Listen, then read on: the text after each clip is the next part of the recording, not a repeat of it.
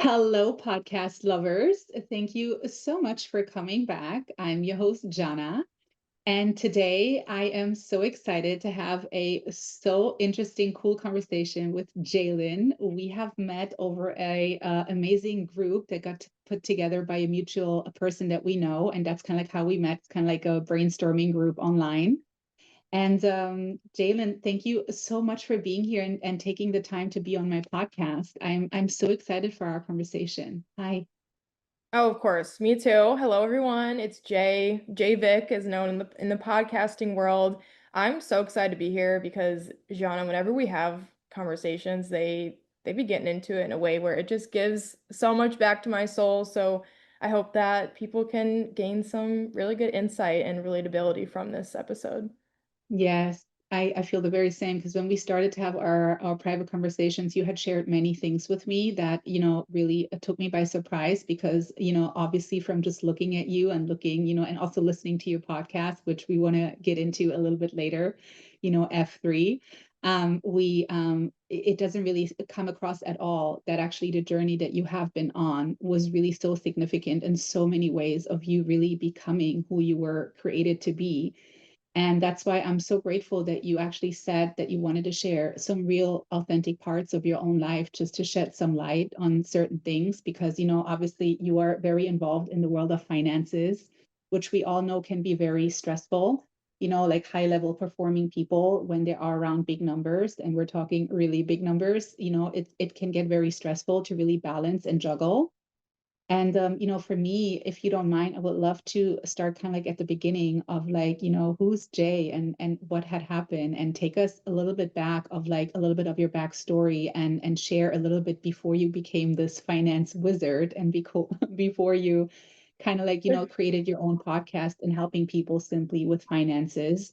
What did you do? What like how did your I'll say your transformational process, how did that happen for you? Where did it start? Where was it really like maybe a moment in your life where you felt like, wow, I think I'm rock bottom here. I don't know anymore what, where, and how, but like, take us back, and share wherever you want to start. I'm just curious because I already know your story, but I think this would be really good for people to look behind the scenes a little today.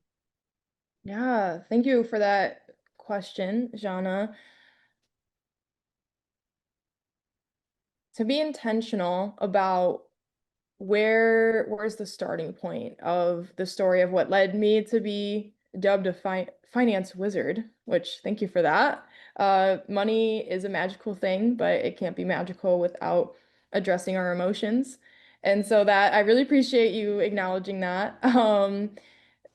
For me, my starting point originates from just being a kid that at its roots wants to seek approval, not only personally, but as a kid, you're not able to see the bigger picture of addressing what's really going on inside. So approval for me had roots in external validation. And I word it in that way because it goes beyond just approval from my parents. It's approval from my community. And so for me, where that really started was my natural athletic abilities. I was born into a family of athletes. I'm blessed to have pretty athletic genes. And so from a very young age, I had started being scouted to play Division I athletics for softball. And I'm talking this started at like 10, 12 years old, where I stepped into the intensity of travel sports. I've been very blessed to see a lot of the United States, a lot of the world because of those sports.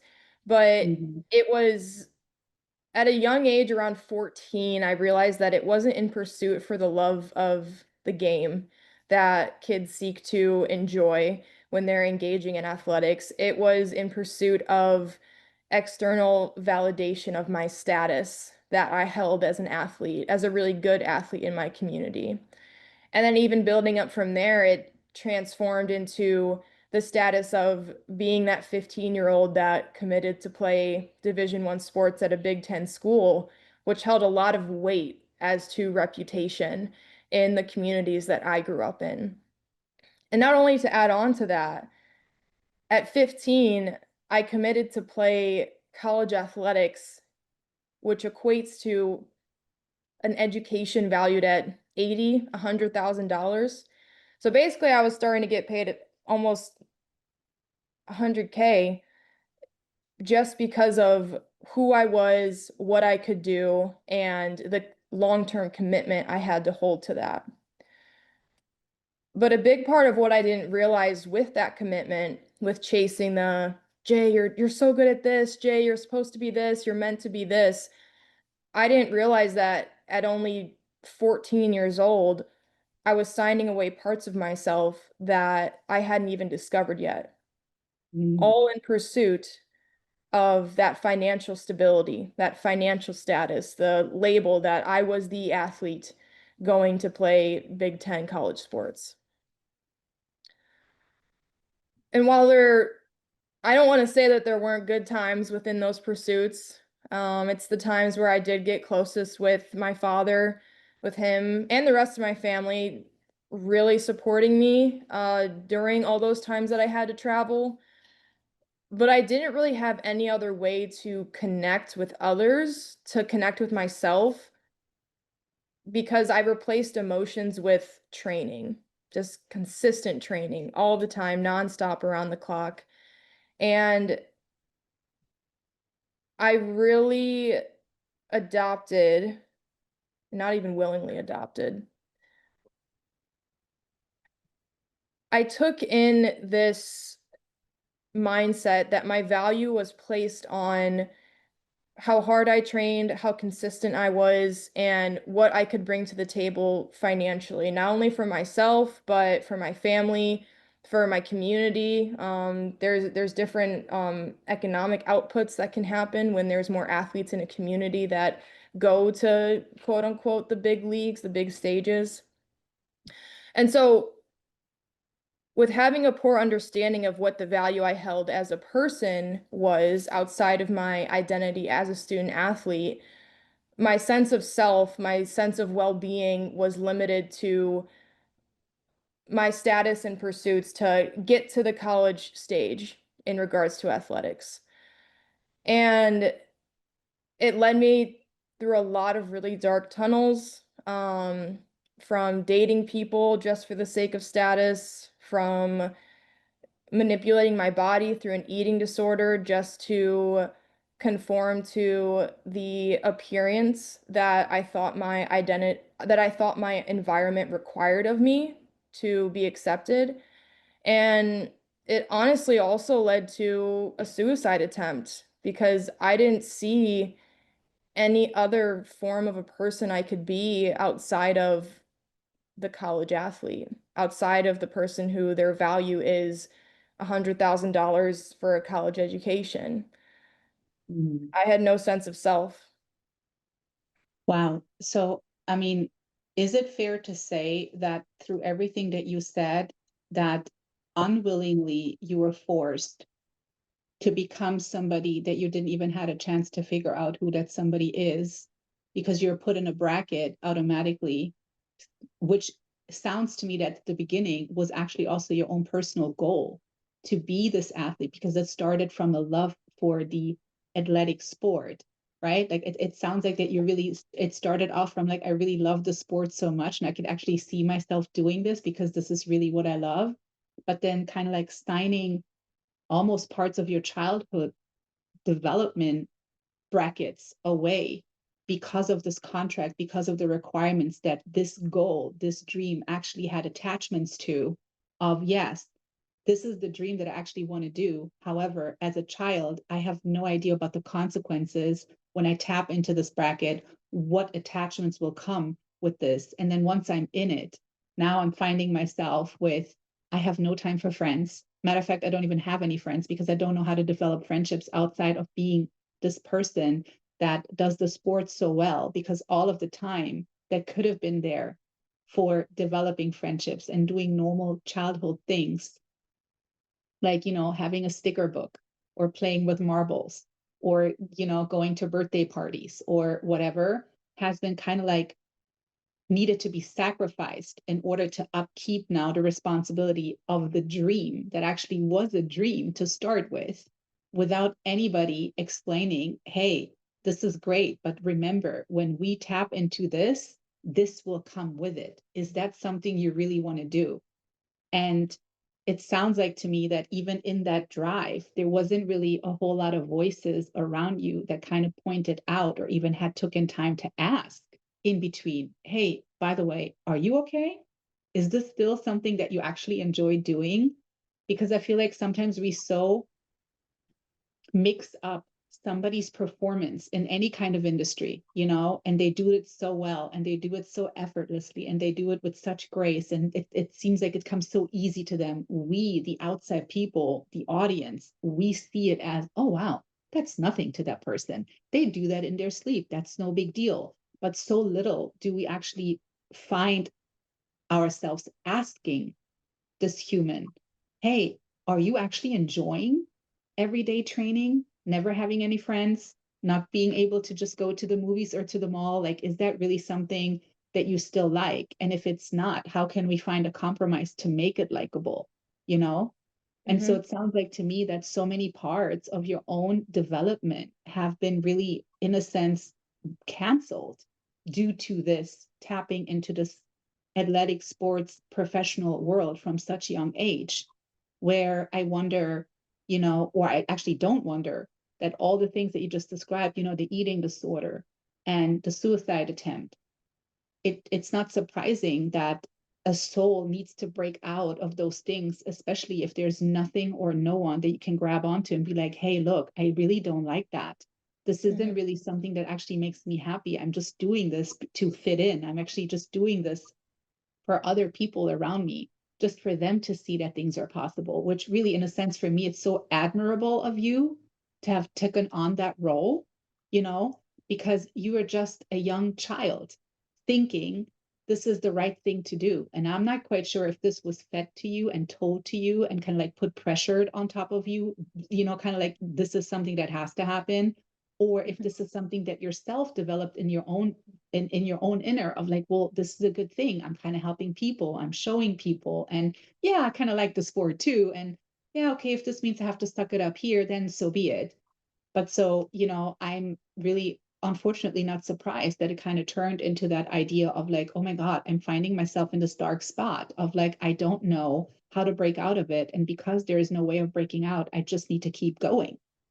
Mm-hmm. Yeah, Jana, I think you have a really good read on it, especially in regards to understanding how performance impacts the pressure of performance, the pressure of finding purpose in our performance can cause so many more withdrawals rather than deposits into our sense of self of what actually makes us happy, of what actually makes us feel fulfilled, because happiness is just a state. And there was happiness throughout this process from age 10 to age 22 when I was a college athlete.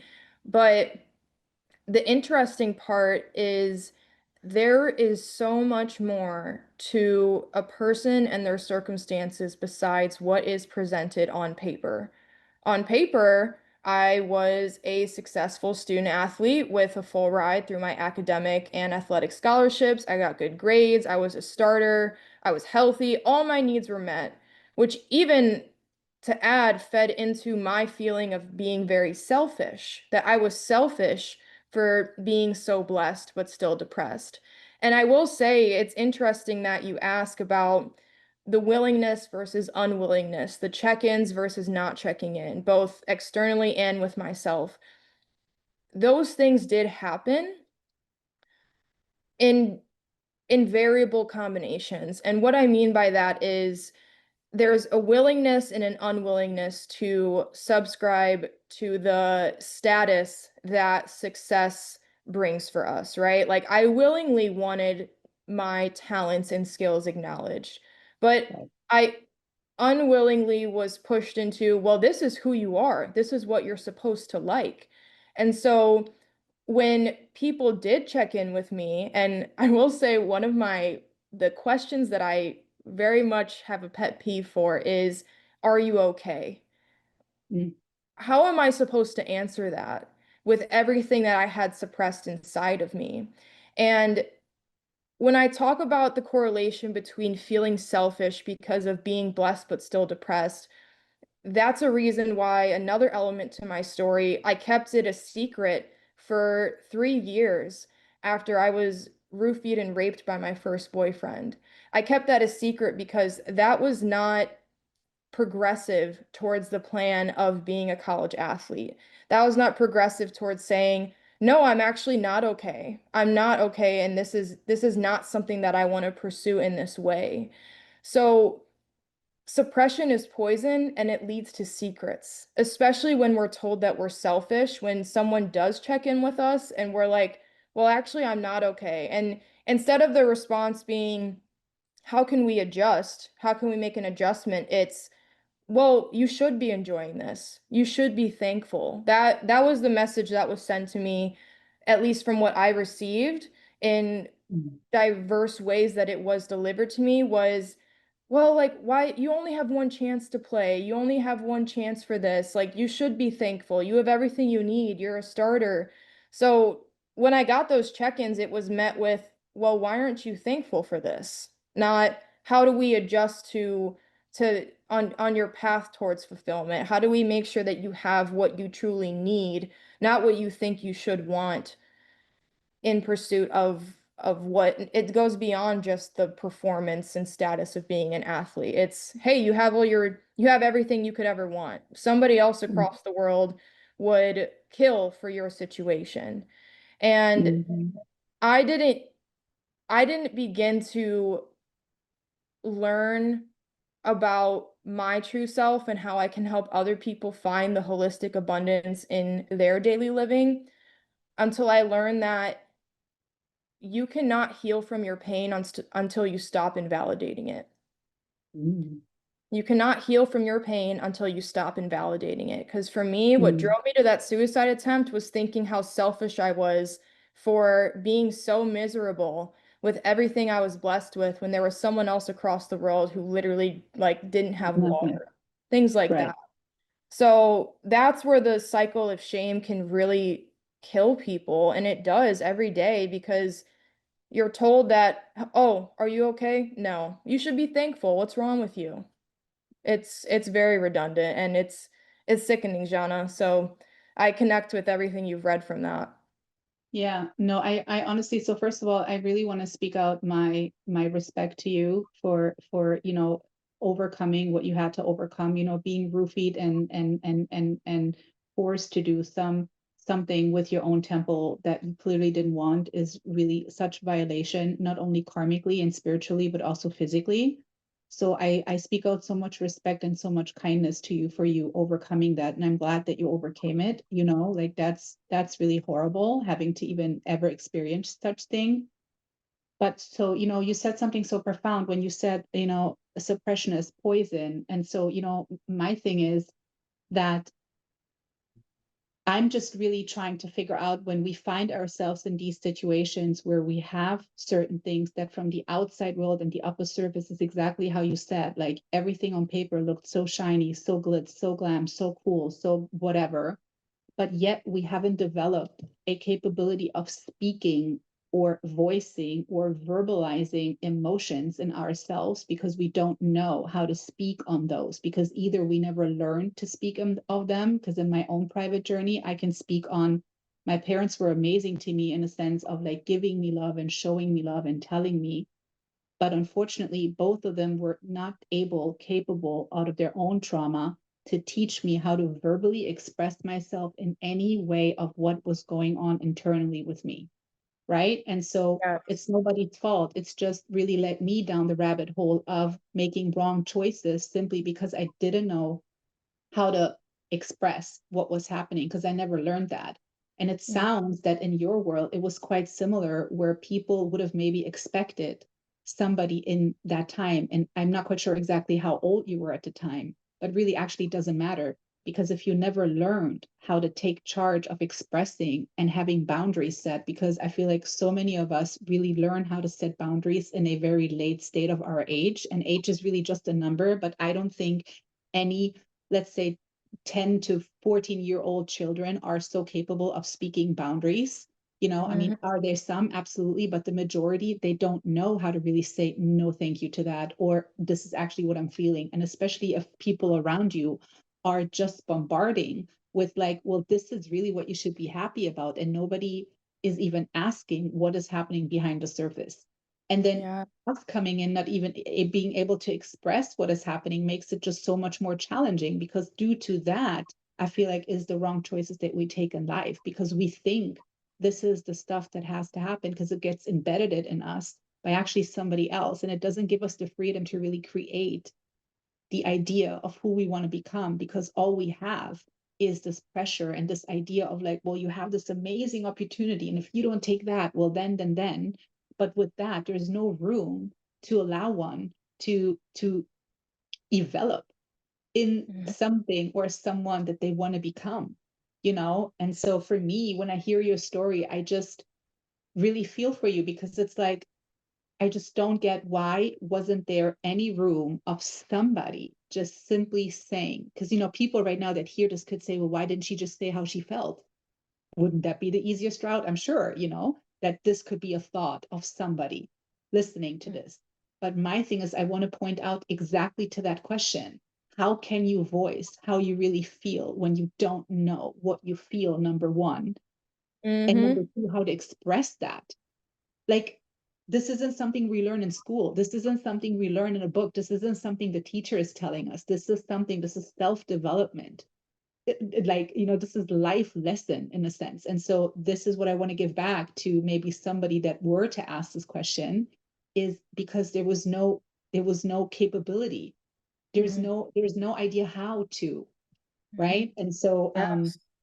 and I think this should be really always coming from the caregivers that are in our lives. I don't care if they're your father, mother, grandma, grandpa, auntie, don't matter who, Mhm. to really point out how important really it is to check in with our young people in any kind of scenario, and really allow them to speak their thoughts, allow them to have room in speaking of, listening to what they're saying. Like, they have the right to be heard as well. And Mhm. yes, parents have the right to make decisions for their children. I absolutely agree with that. But I also agree that we should allow our children to yet voice their own opinion, and for this opinion to be respected. And I'm not saying to not teach in between, when you start something, you have to finish. Oh yeah, you want to start yoga, you want to start, dance classes, and 2 weeks later you want to stop. No, I mean, I get that part.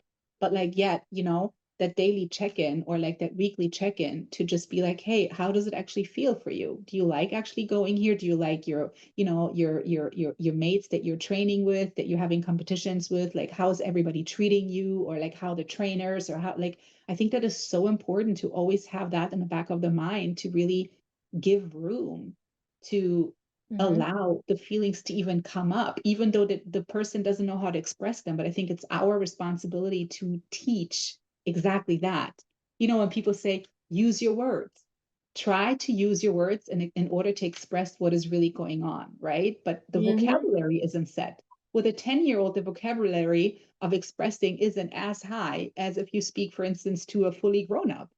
And so I Yeah. think, right? Or how do you feel about that? Yeah, I agree with you, and I hear you. I mean, emotional neglect, emotional avoidance, it's another form of intergenerational poverty. And I say Mhm. intergenerational because it's passed down throughout the generations of not being able to actually address how our emotions drive our behaviors. And addressing it comes from, like you said, the language, having the words. And for me, sometimes it'd be like, I don't know how to say that I'm not okay because I was so Right. used to suppressing Jay, who Jay was and who Jay could be, because I had the front-facing persona of Okay. this person who was able to perform. And by the time I was even at a place of being like, no, I'm not okay, there was so much money involved in the trade for the performance that I felt like I was handcuffed to my situation because my performance directly equated to my financial status as a young athlete, a young college student, to the rest of my career so that I wouldn't have to be in debt, things like that. But above all, Jana, it comes down to so many of us being told to just ignore our negative thoughts. I mean, I've Hmm. never met one person who, when you're told to, and I'm gonna test everybody out who's listening, when I tell you to not think of a pink elephant, that image did not pop up in your head. And the more that you try to avoid thinking about a pink elephant, now you're thinking of two, three, four. So it multiplies and compounds the more that you actually avoid your thinking patterns. And Right. so one thing that really helped me in my journey of being able to reach a state of being able to consciously and intentionally live in the moment of each day because my thoughts are not consuming me about how inadequate I am is Mm. learning that our negative thoughts tell us what we value most. Our negative thoughts tell us what our true self, our inner child truly needs. And so it's so critical to not avoid our negative thoughts or try to swat them away like the gnats that are just in your face that just keep coming back. You have to acknowledge them. You have to be like, what is this negative thought telling me that I truly value? And so Hmm. I'll give you an example. For me at this stage of life, building my business, my podcast, my clinical practice, I have these negative thoughts or limiting beliefs that tell me these little gnats in my face, right? Those negative thoughts, they're coming up and they're saying, Jay, you are not productive enough. Jay, you're lazy. You're not productive. And I could sit there in that cycle of shame of my negative thoughts that I'm not productive, just have me sitting there to the point where it may drive me to being so overwhelmed trying to look at my emails, that bottomless pit, trying to look at the work I'm trying to get done. And I'm so overwhelmed, I can't even focus. I could do that. And as I keep telling my thoughts, okay, whatever, like try to not think about it. Obviously, that doesn't work. What I do instead is I ask myself, okay, Jay, you think that you're not productive enough. What do I truly value out of that statement?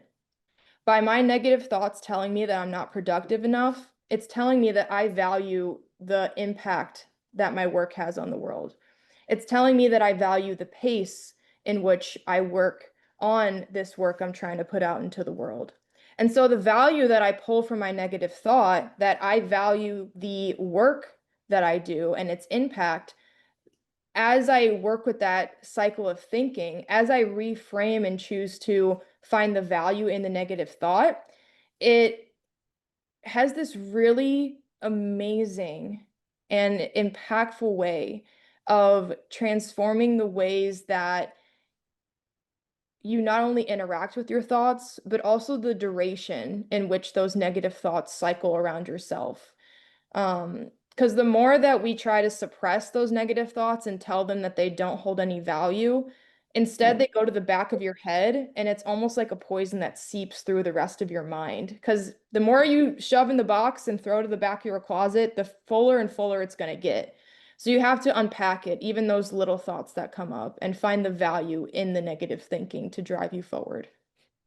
Yeah, I really like that example. I love how you broke it down to also as a logistical step. That's really what I love the most, because sometimes we find ourselves in situations and then the question comes up, okay, but how do I do that?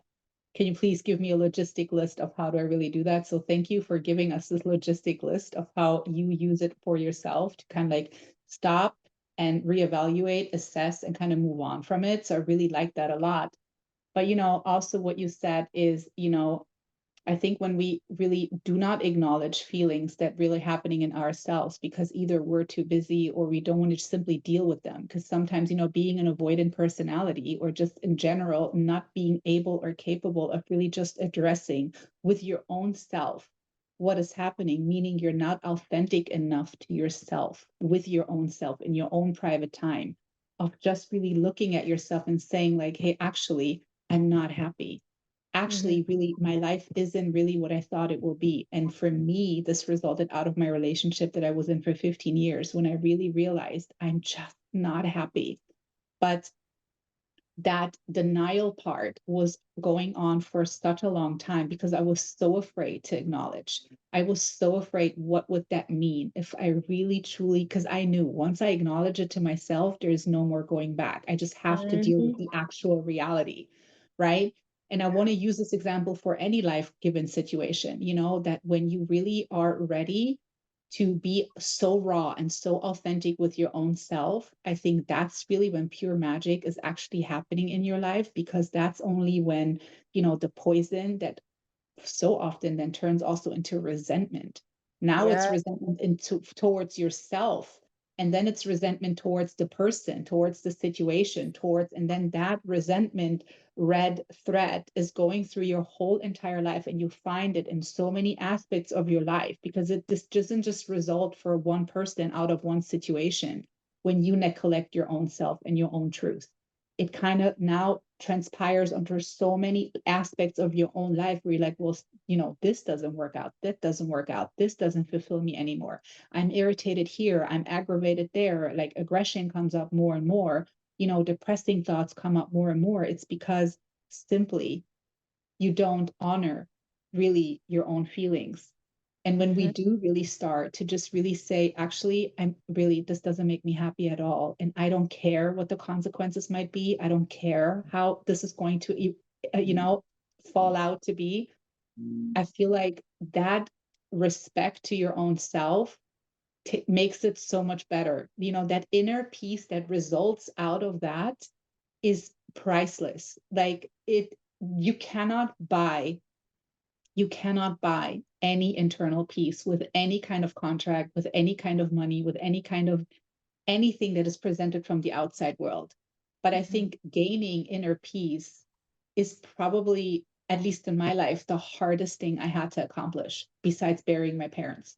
Mhm. Like this was so hard for me to really get to an inner peace state of feeling and maintaining that on daily basis.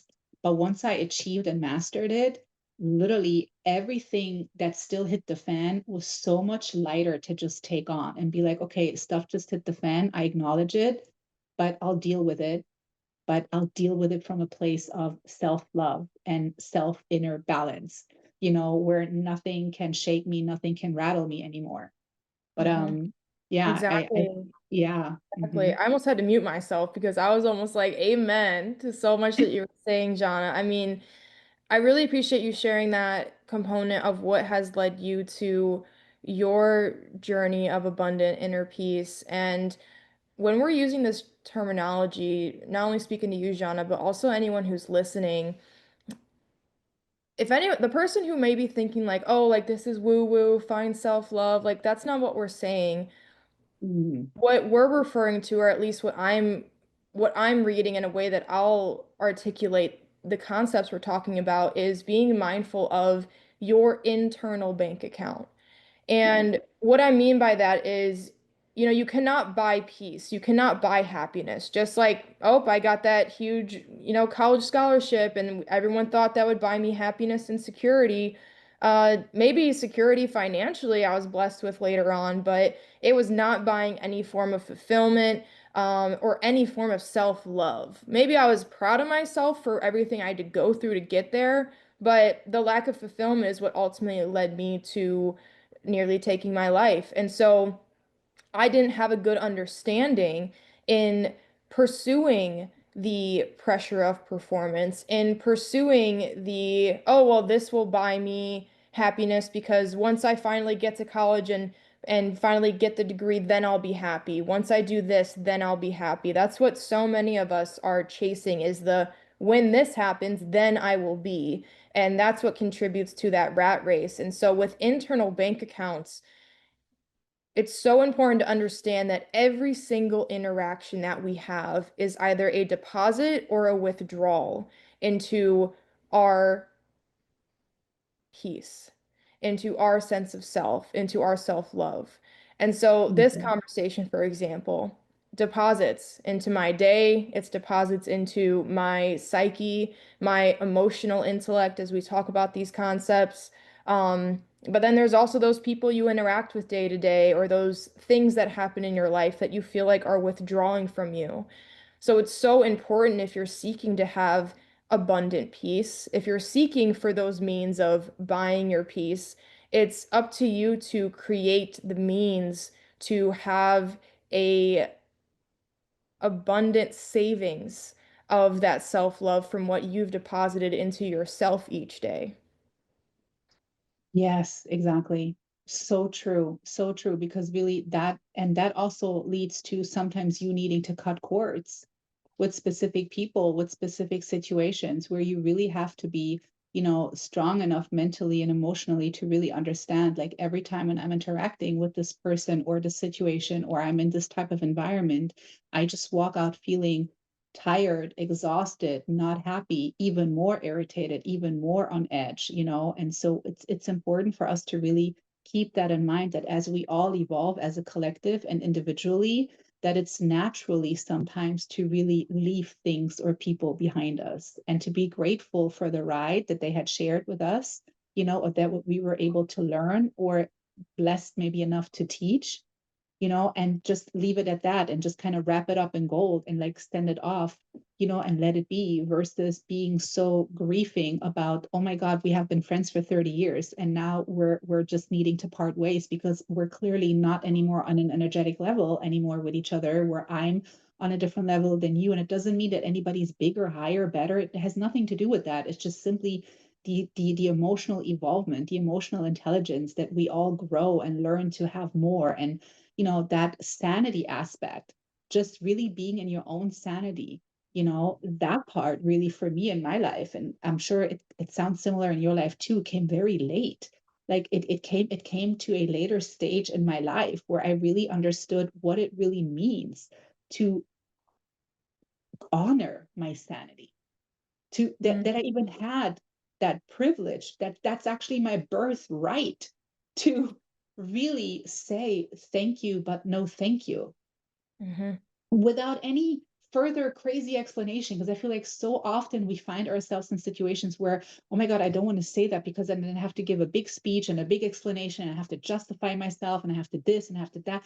And really, you don't have to do any of that, in all honesty. I mean, I'm not saying be rude and cut people off and ghost them. That's really not what I'm saying at all. I'm saying like one sentence of like, I'm taking a step back because I simply, this doesn't honor me, but Yeah. thank you up till this part. Like, Mm. no hard feelings and let it be. You know what I mean? Because it's really up to us in a sense. And this sound my woohoo too. It's really up to us to create the environment we want to be in.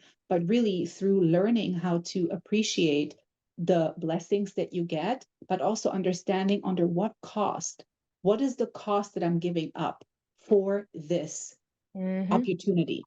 Will this opportunity actually rip away certain things that are actually so valuable to me? And does this opportunity really truly make sense to combine in my current life? Even Yeah. though the opportunity sounds so good and it's so shiny and it's so wonderful and whatever, yet to take the time and to even kind of develop an idea of like, how do I check in with me first? How do I really know what my body, my inner temple is really actually trying to tell me? And there's several ways how you can practice that or start practicing it.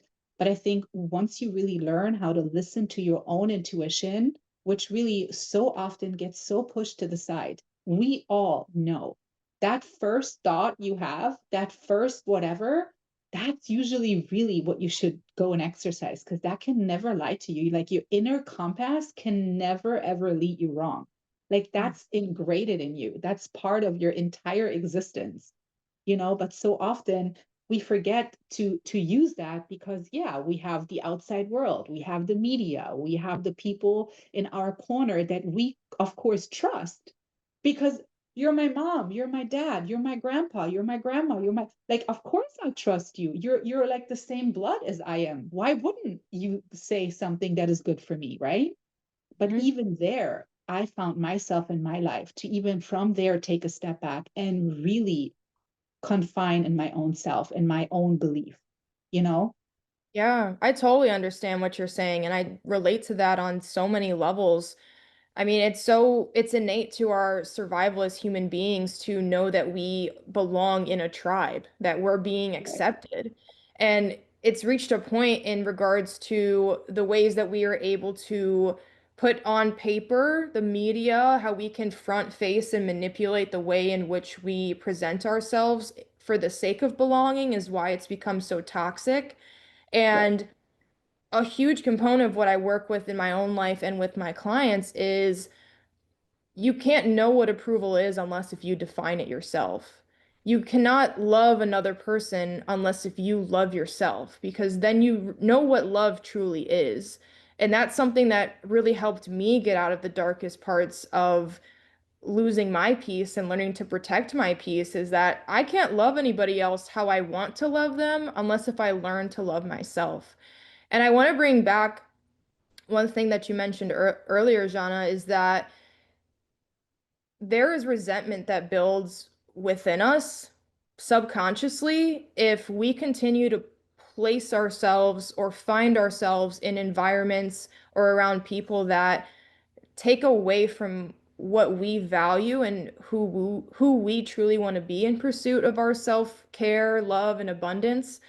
And Hmm. I wanted to bring that back and acknowledge it because this is something that's painful. I mean, wealth, being dimensionally wealthy, it's painful because sure, you can go and pursue the money and the success and the status, but why is there such high suicide rates among people who have all the money?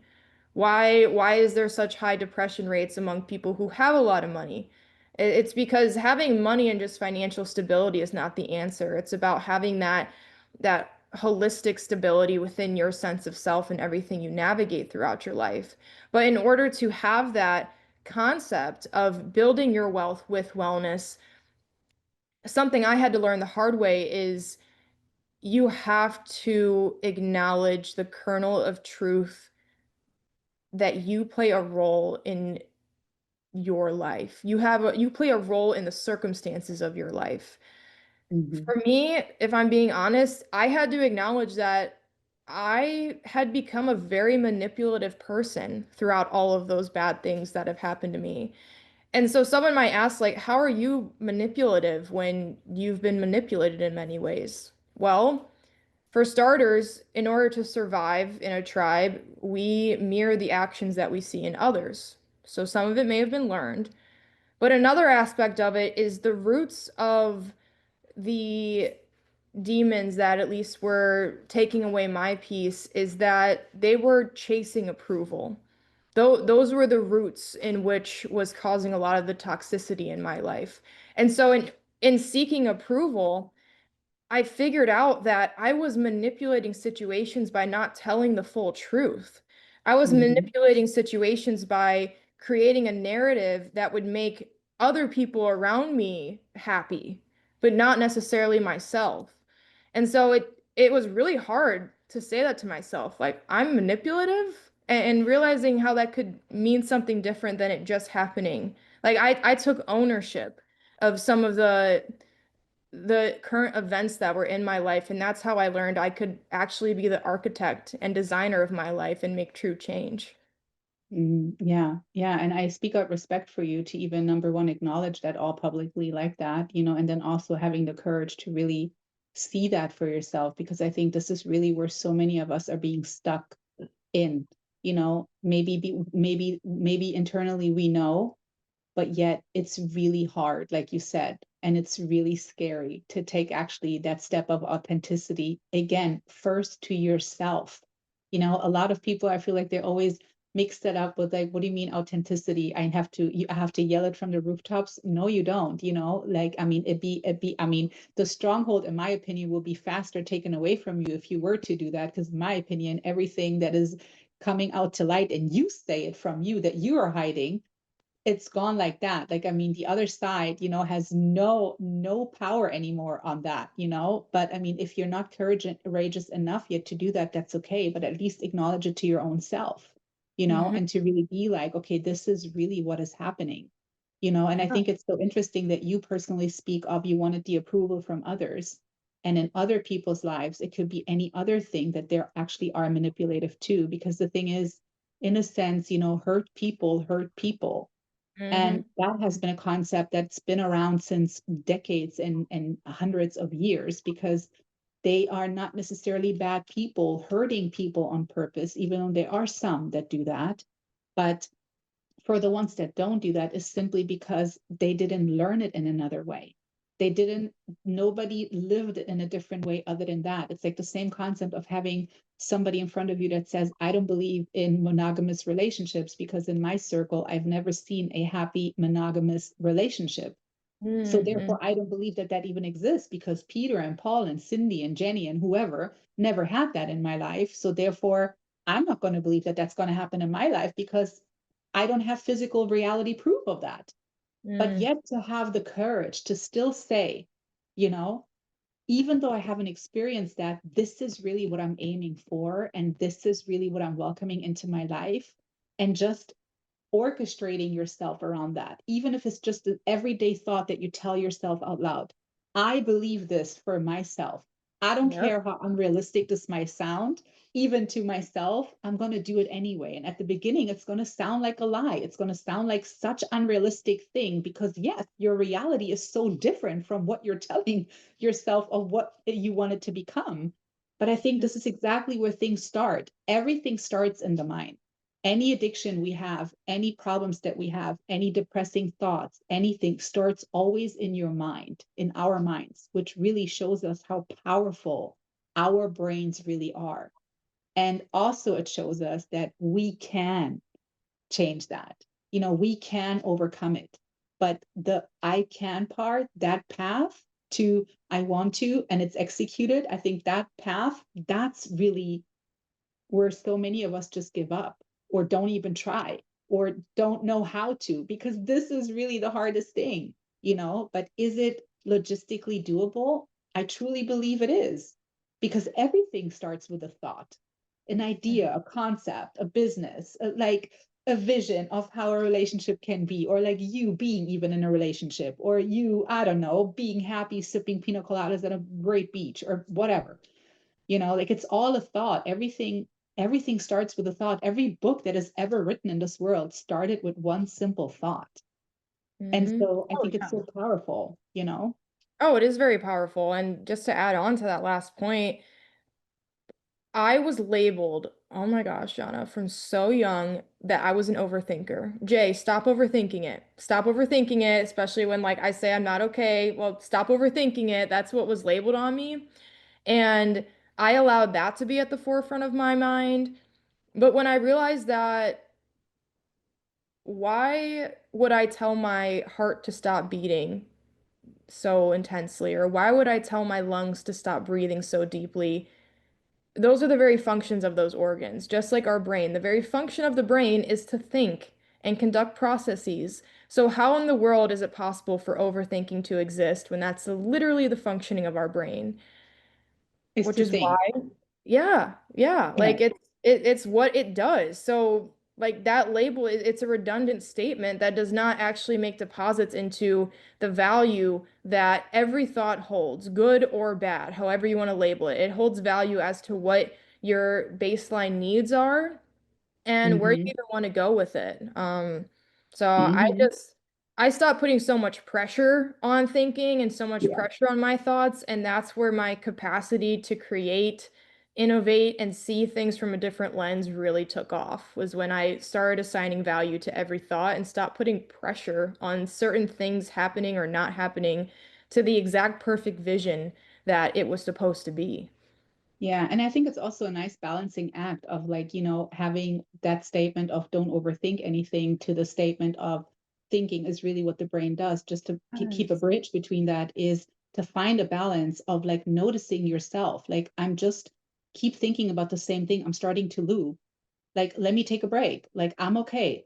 Let me take a breather. And that's what I started to do for myself. I literally started to incorporate daily breathing techniques on regular basis, that whenever I found myself in these situations, I literally trained, literally forcefully at the beginning, trained myself to then take a moment and take one or two good deep breaths just to Mhm. kind of reset my brain and to literally like not only exhale out, but really also make like a voice sound to that, like literally let it all out, right? And when I started to do that and practice that on daily basis, every time when I found myself in those looping thoughts or reoccurring thoughts that actually didn't serve me, but I didn't want it to push them away. I didn't want it to ignore them. I was just needing to find a way to work through them and allow them to exist, but yet allow them also to go away, kind of like, come in and go out kind of thing. I would Yes. start that breathing part.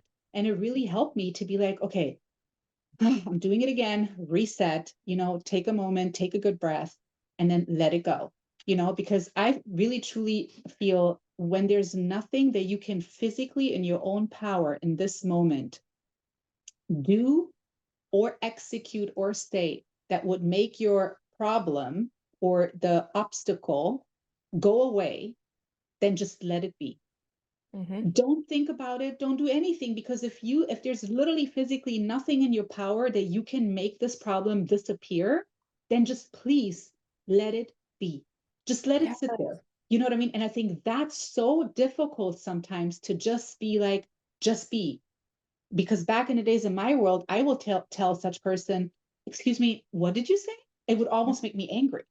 Don't you Mm-hmm. know that I have this list of problems? Don't you see my life falling apart and you're just telling me to just let be? I don't understand what you're saying. Like it would literally push me to the point where I would get so upset because I haven't figured out a way to master all the things that we talked about today. But when I Yep. started every day, I started with 10, 15 minutes. And then here we are 5 years later. Now it's almost like an hour every day. And it became such a must every morning that I couldn't Mm-hmm. even survive anymore without it because I incorporated it as such a lifestyle. Now it's easier to say, just be. I get the concept now, but I do want to admit that I didn't when I started. Because when I started, I was like, are you crazy? I don't Mm-hmm. know. I don't know in what world you're living, but this is real problems I'm having here. Okay. And so, yeah.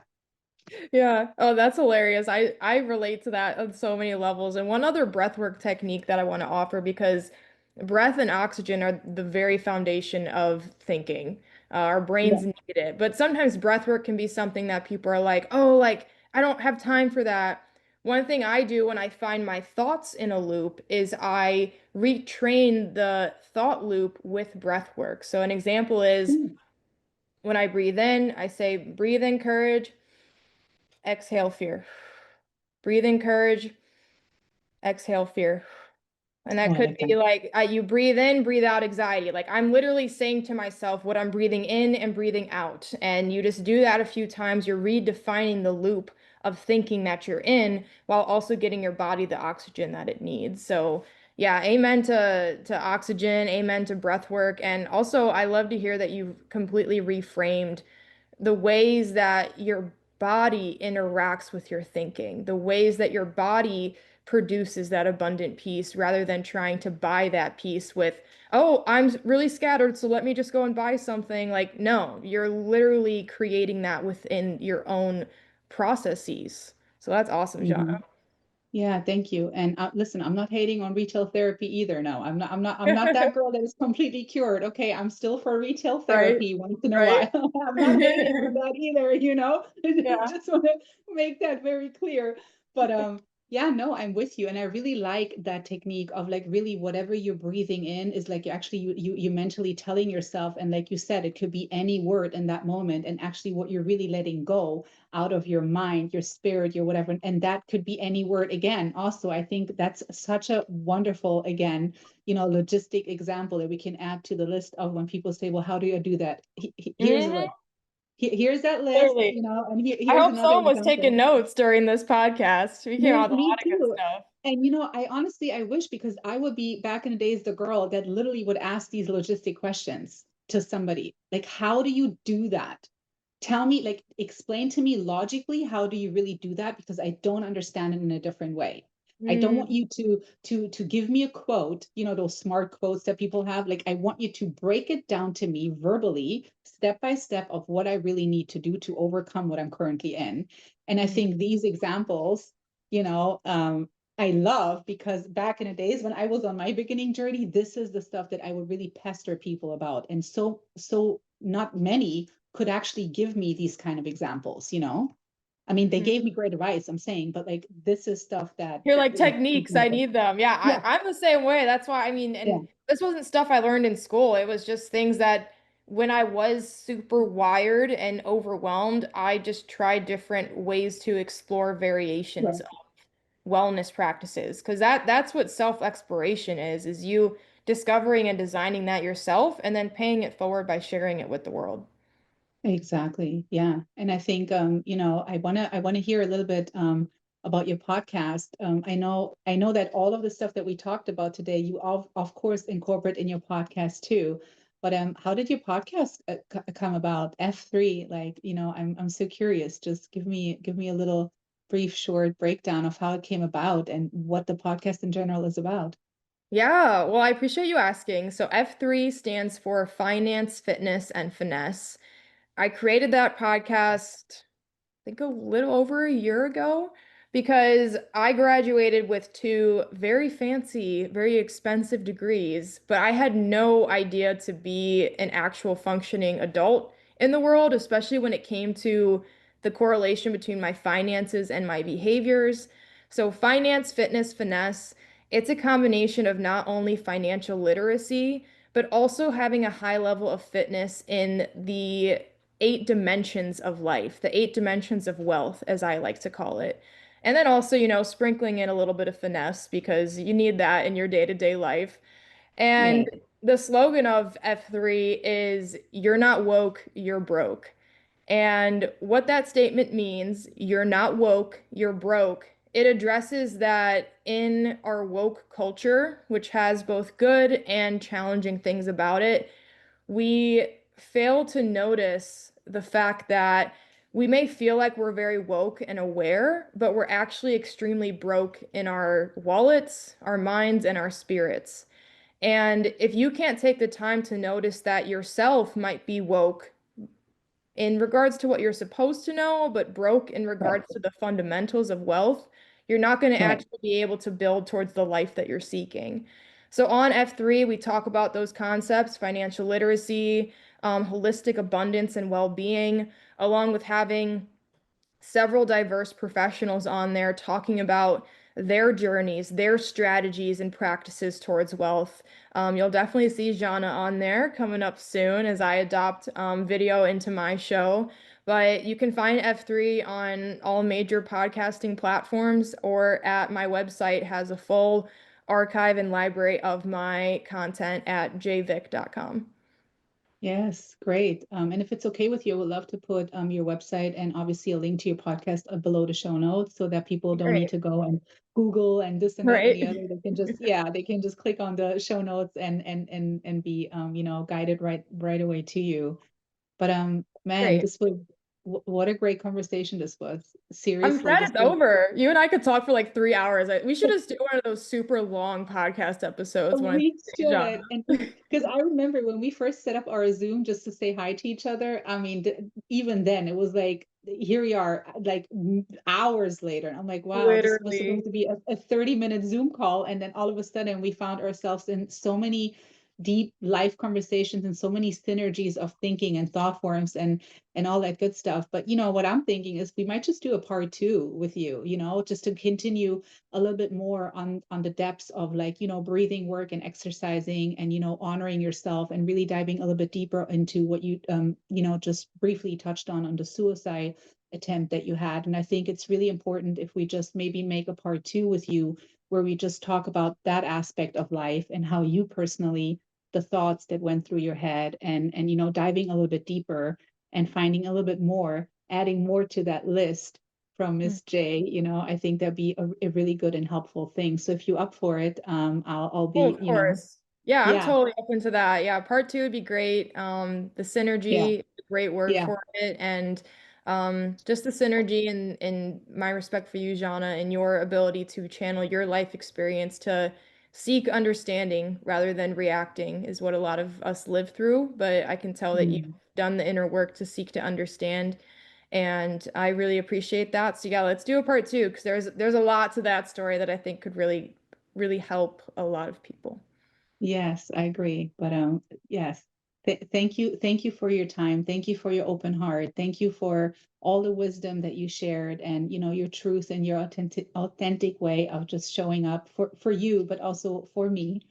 And you know, I'm grateful that you were here. So I cannot wait for part two. You know, I'll be stalking your girl. So, you Me know, too. Me too. better be Yeah, I checking can't my wait as email. I'm well. coming. I'll be back soon. Thanks again. Yeah. Well, podcast lovers, another great one. As always, if you have something to share, if you have something on your heart, if you want to be a part of R&R Resilience and Rebirth movement, come and share your story. My mic is always open to you. But until then, stay rooted, stay grounded, and always stay connected to love, the strongest force in the universe.